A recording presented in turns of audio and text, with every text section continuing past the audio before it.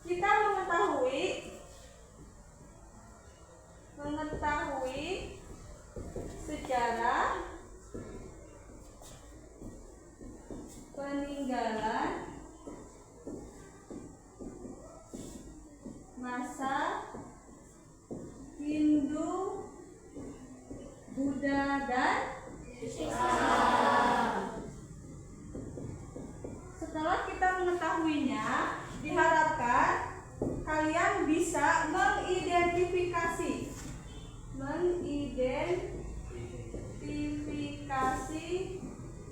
dari sejarah peninggalan masa Hindu, Buddha, dan Islam. Yang selanjutnya diharapkan kalian bisa membedakan atau menjelaskan sejarah peninggalan masa Hindu, Buddha, dan Islam.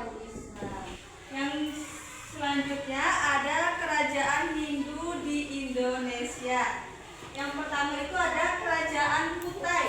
Kerajaan Kutai adalah kerajaan Hindu yang tertua di Indonesia. Kerajaan Hindu itu berdiri pada tahun 400 Masehi. Di mana? Di Muara Karang.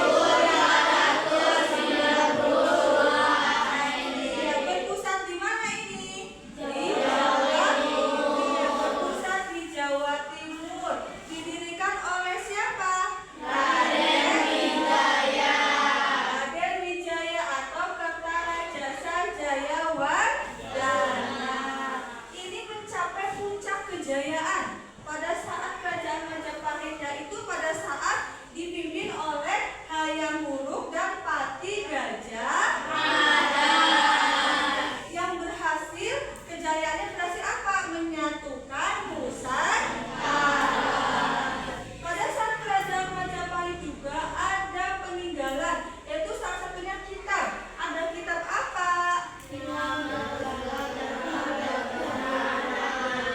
Terus Arjuna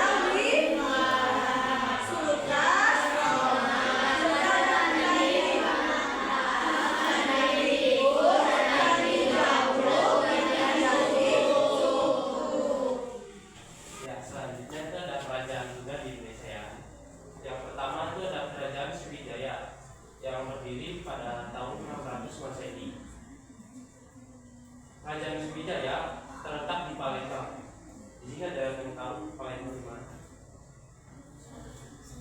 Sumatera Selatan ya. Merupakan kerajaan Mataram maritim besar yang menguasai wilayah hingga Asia Tenggara. Raja terkenal Balaputradewa dan Sri Sangrama Wijaya. Sriwijaya menjadi pusat pembelajaran agama Buddha dengan 60 sakrit sayapkirti dan memiliki hubungan dengan Universitas Nalanda di India. Peninggalannya yaitu seperti Candi Muara Takus, Prasasti Kedudukan Bukti, terus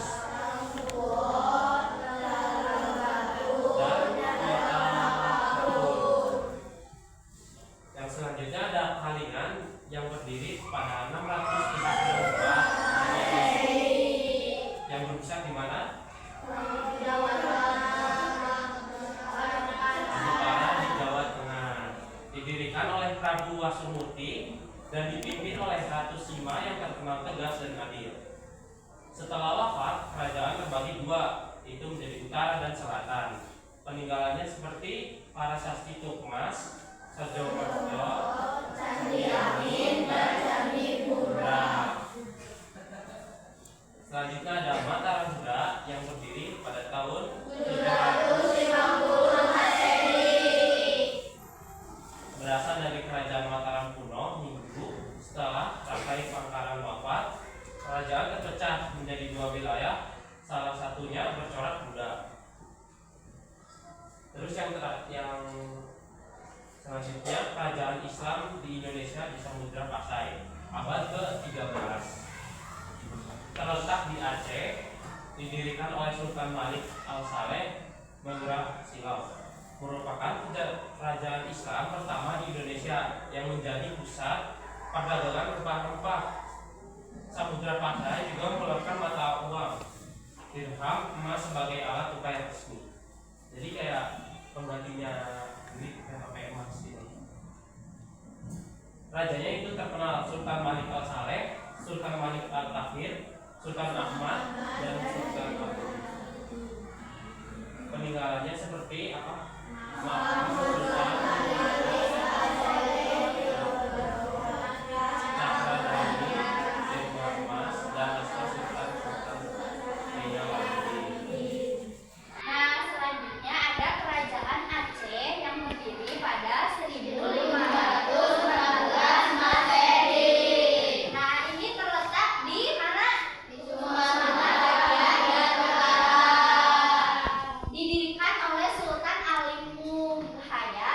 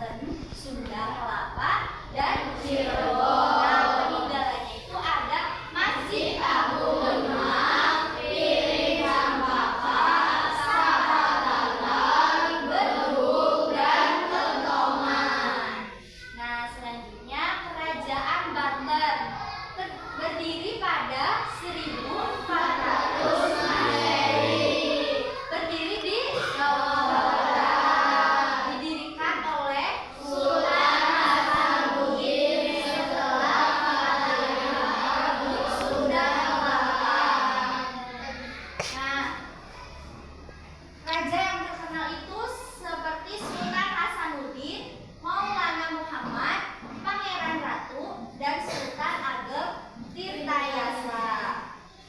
Selanjutnya Ternate berdiri di tahun 1500 Masehi. Kerajaan Islam di Maluku Utara juga disebut Kerajaan Gapi, didirikan oleh Sultan Mahmud. Berkembang pesat karena perdagangan rempah-rempah dan kekuatan militernya.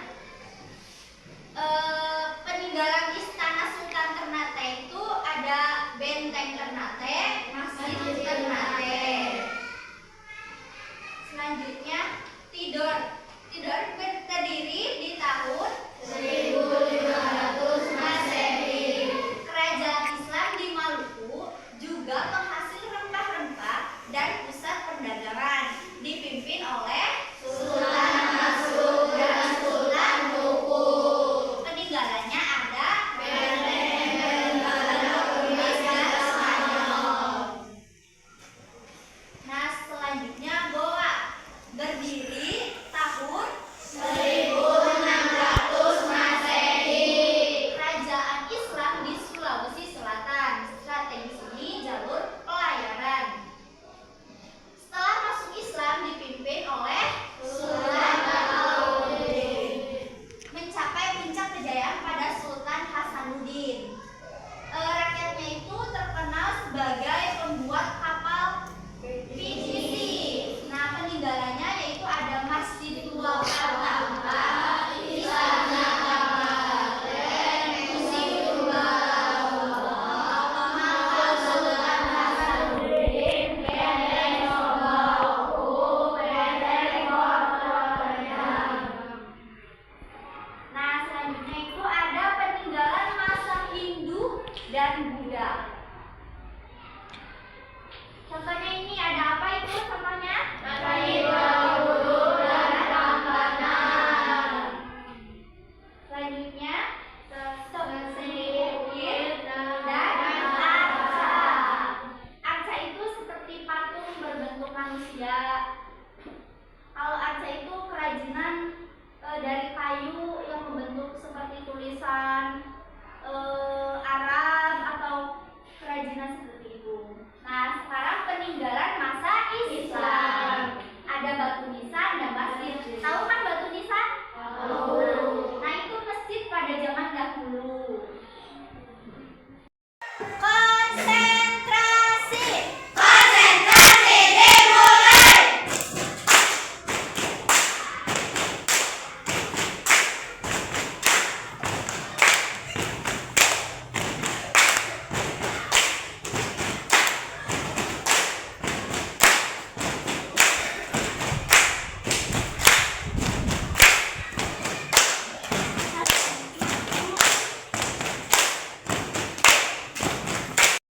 Gimana tadi, seru guys bikinnya? Seru. Nah, tadi kan udah pembagian kelompok. Sekarang duduk sesuai kelompoknya ya. Ya. Kita bagi. Materi yang disampaikan udah selesai. Selanjutnya kita akan bagi kelompok. Kelompok langsung berhitung aja ya, mulai dari 1 sampai 5. Nanti kalau udah 5 mulai dari 1 lagi. Ya, mulai dari yang paling depan. 1, 2, 3, 4, 5. 1, 2, 3, 4, 5, 1, 2, 3, 4, 5, 1, 2, 3, 4, 5. gambar kerja untuk kelompokan ya. Ini jangan sampai hilang ya. Jangan sampai hilang. Nih, nanti hilang pegangan ya. Hilangnya sama pegang. Pegang ya. Jangan hilang. Udah semuanya udah pegang? Udah. Langkah pertamanya kan di situ ada 5 gambar. Ada 5 gambar. Nanti kalian semua tempel di sini gambarnya ya. Nanti kalau udah ditempel, dilihat itu gambarnya gambar apa, ditulis namanya apa, terus fungsinya buat apa.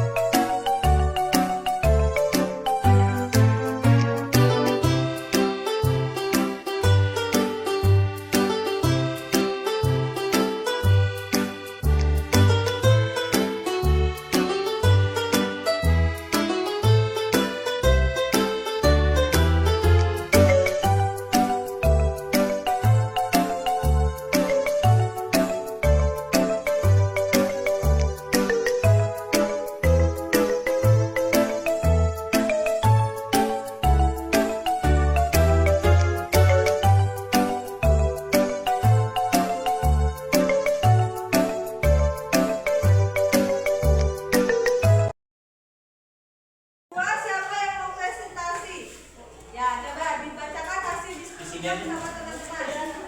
Hadapnya ke sini, ke teman-teman. Di sini tengah-tengah. Di tengah aja, di tengah. Kaligrafi untuk menghias atau hiasan masa peninggalan Islam.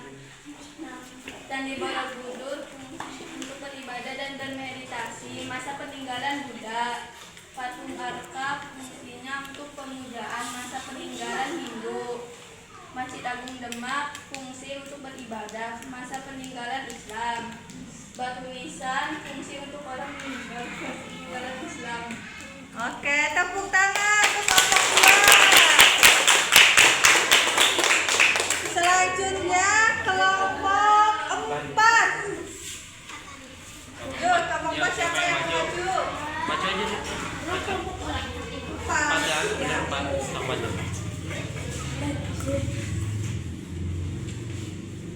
Candi Borobudur fungsi beribadah orang Buddha masa peninggalan Buddha. Batu nisan menandai orang meninggal yang ada nama dan tanggal masa peninggalan Islam. Masjid Agung Demak beribadah orang Islam masa peninggalan Islam. Kaligrafi hiasan di masjid masa peninggalan Islam. Patung arca fungsi menyembah atau beribadah masa peninggalan Hindu. Oke, selanjutnya kelompok 1.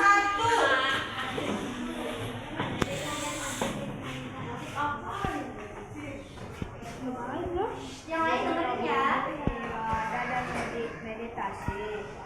Patung arca fungsi untuk berdoa masa peninggalan orang Hindu. Masjid fungsi beribadah orang Islam masa peninggalan Islam. Batu nisan menandai orang yang sudah meninggal masa peninggalan Islam. Kaligrafi fungsi hiasan di rumah dan di masjid masa peninggalan Islam. Dah. Selanjutnya kelompok Terakhir, ayo maju. 3.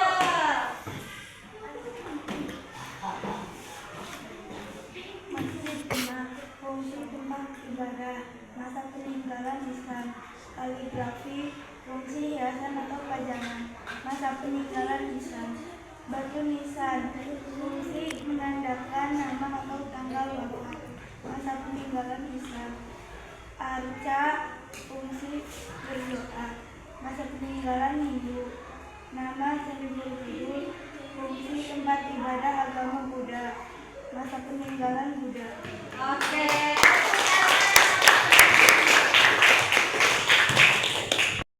Untuk presentasi semuanya udah tahu, udah cukup tahu juga, udah banyak yang benar. Cuma di sini kita akan bahas bersama-sama ya, biar lebih paham dan lebih detail lagi. Coba dilihat yang Candi Borobudur. Candi Borobudur itu tadi masa peninggalan kerajaan Buddha. Tadi fungsinya untuk tempat ibadah agama Buddha. Untuk tempat meditasi. Ya, terus ada lihat gambar Masjid Demak. Masjid Demak itu dari peninggalan kerajaan apa?